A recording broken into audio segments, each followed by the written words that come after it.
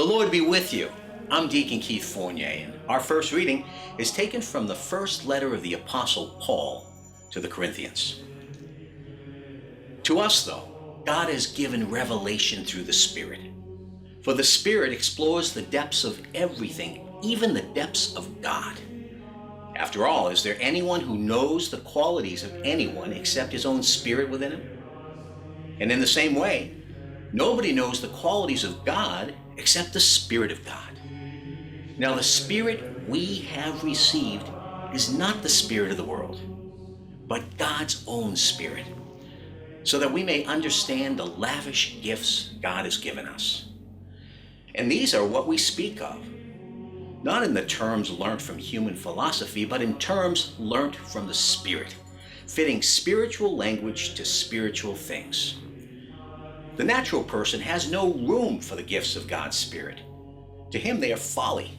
He cannot recognize them because their value can be assessed only in the Spirit. The spiritual person, on the other hand, can assess the value of everything. And that person's value cannot be assessed by anybody else. For who has ever known the mind of the Lord? Who has ever been his advisor? But we are those who have the mind of Christ.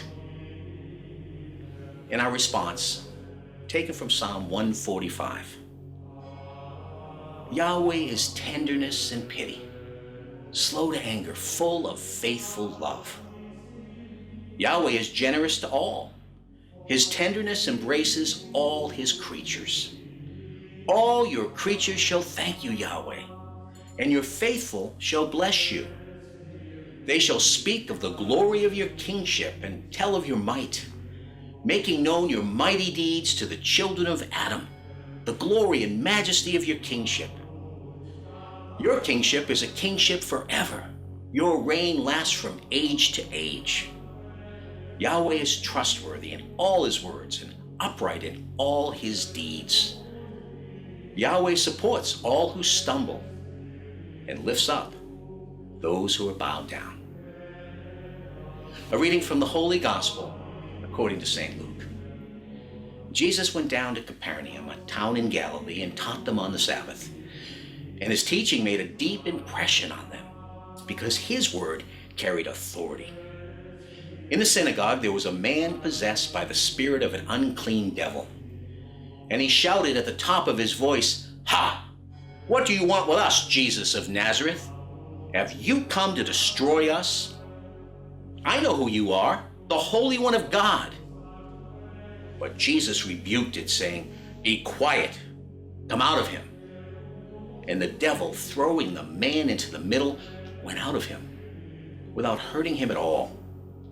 Astonishment seized them, and they were all saying to one another, "What is it in his words? He gives orders to unclean spirits with authority and power, and they come out." And the news of him traveled all through the surrounding countryside. The Gospel of the Lord.